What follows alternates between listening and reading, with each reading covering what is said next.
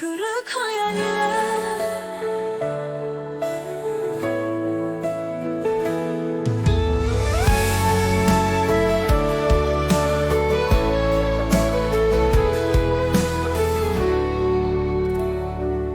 Gözlerimde yaş, dudaklarım sessiz.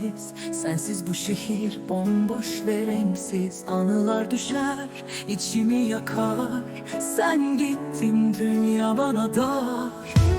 Dönmeyecek misin söyle bana. Bu kalp sensiz hep yara, hep hata. Bir gölge gibi kaybolup gittin. Kırık hayaller içimde bittin. Rüzgar fısıldar adını her an. Geceler sensiz çekilmez inan. Kalbimde sancı, sözlerin yetim. Sevdanı unutmak mümkün değil. Gittin.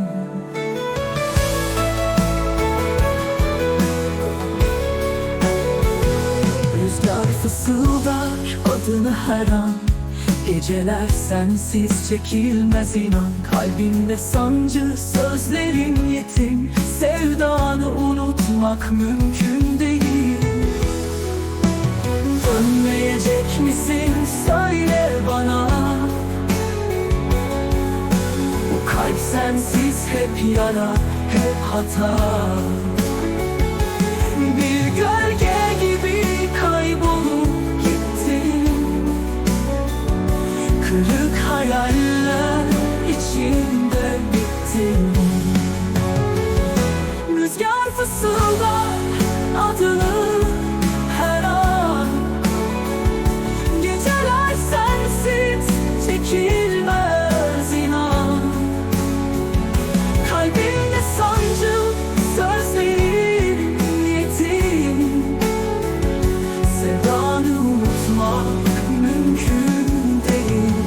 Belki bir gün yollar kesişir. Belki de aşk küllerden divilir. Ama şimdi karanlık içindeyim. Sensizliğe mahkum gibi bittim. Dönmeyecek misin söyle bana. Bu kalp sensiz hep yara, hep hata. Bir gölge gibi kaybolup gittin.